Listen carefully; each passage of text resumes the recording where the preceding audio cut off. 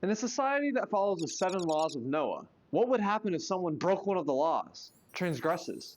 Is the punishment really the death penalty? Where do we even get this idea? First, let's go over what a Noahide society actually is. A Noahide society is a society in which most people believe in the one true God, and a society in which the majority of people accept upon themselves the 7 Noahide commandments as divine commandments given by God to all of humanity. These 7 laws were given to Adam and then reiterated to Noah after the flood. They are prohibitions against idolatry, blasphemy, theft, murder, forbidden relations, and eating the limb from a living animal. The 7th is an obligation to establish justice, or courts, or a system of justice. These laws are considered the moral foundation of civilization.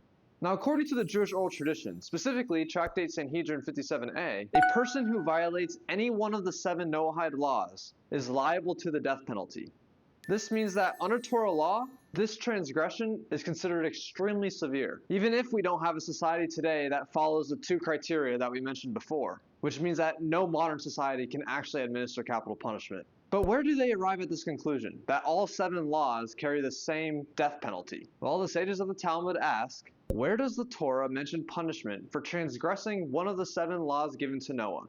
And there's actually only one explicit reference, and this is in Genesis 9 verse 6. Whoever sheds the blood of man, by man his blood shall be shed.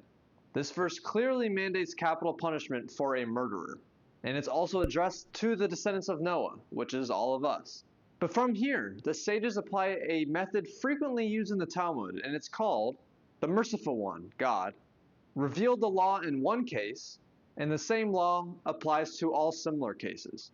In other words, since the Torah gives a death penalty for one of the 7 Noahide laws, murder, but it doesn't say that any of the other 6 laws are any less serious, the sages infer that the same penalty applies to all 7 commandments, unless of course the Torah gives a reason to make an exception. For example, if the Torah had said only murder is punishable by death, then this logic wouldn't hold. But because none of the other 6 laws have any punishments attached to them, and we know that we're obligated to administer justice, then the one case in which God actually tells us which punishment to use, we must apply it to all of the other commandments. Now, this doesn't mean that every act of theft or every form of idolatry automatically results in the death penalty. There are detailed legal criteria for when a Noahide is actually considered liable, and not all violations qualify. And also, it's extremely important to understand, in today's world, no one is authorized to carry out these punishments. But hopefully with this video, you now know where we find that all 7 Noahide commandments carry the same liability of death. We can still apply this to our lives today through the reasoning that transgressing any one of the 7 commandments is considered extremely severe by God. In future videos, we will dive into all of the nuances of these laws, so subscribe to stay tuned. And always feel free to comment. I love to interact with you guys. Thank you for watching.